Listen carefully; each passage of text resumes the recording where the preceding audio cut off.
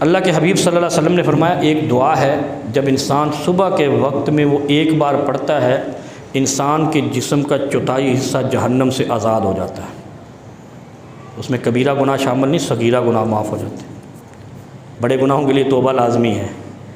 اب وہ دعا ایک بار جو پڑھتا ہے اس کا چوتھائی حصہ جہنم سے آزاد ہو جاتا ہے۔ پھر فرمایا اگر کوئی بندہ صبح کی نماز کے بعد 4 بار پڑھے تو مکمل جہنم سے آزاد ہو جاتا ہے۔ کتنی آسان ہے، مکمل شفا مل جاتی ہے بیماری سے۔ ایسے ہی ہوا نا، 4 خوراکیں کھائی نہیں تو بخار گیا نہیں، اسی طرح 4 دفعہ پڑھی تو جہنم سے مکمل آزادی مل جاتی ہے۔ فرمایا اللہم انی اصبحت اشہدک و اشہد حمل عرشک و ملائکتک و جمیع خلقک، 4 قسمیں ہیں اس میں۔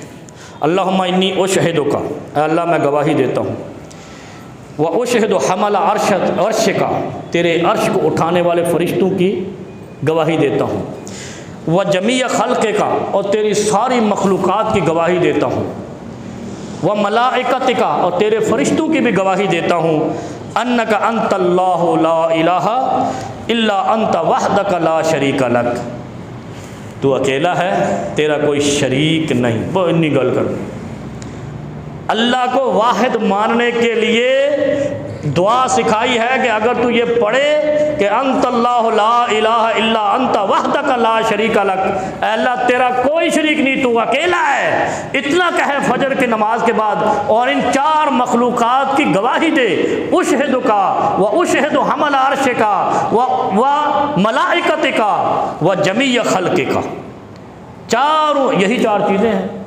اور کیا ہے کائنات میں خود ہوں، آسمان کو اٹھانے والے فرشتے زندہ ہیں، ورنہ سب کچھ تباہ، و ملائکتک، اور دوسرے فرشتے، و جمیع خلقک، اور اللہ کی ساری مخلوق، انسان، چرند پرند جانور، سب کچھ، سب کی طرف سے قسم اٹھائے، اللہ میں قسم اٹھاتا ہوں ان ساری مخلوقات کی طرف سے کہ تو ایک ہے، تیرا کوئی شریک نہیں۔ یہ دعا جو ایک بار پڑھتا ہے اتنی بڑی قسم کے ساتھ اللہ اس کا چوتھائی حصہ جہنم سے آزاد کر دیتا ہے۔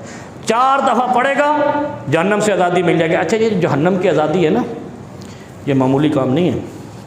جہنم سے آزادی کی یہ مسئلہ یہ ہوتا ہے کہ آپ جو ہے وہ مستجاب الدعوات ہو گئے۔ اس کا مطلب ہے کہ آپ کی دعا قبول ہونے لگ گئی اب،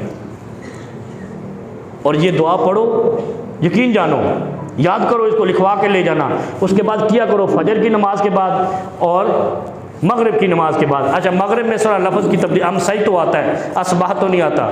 جب یہ دعا کرتا ہے اللہ رب العالمین اس کو مستجاب الدعوات بنا دیتا ہے، دعائیں قبول ہونے لگ جاتی ہیں۔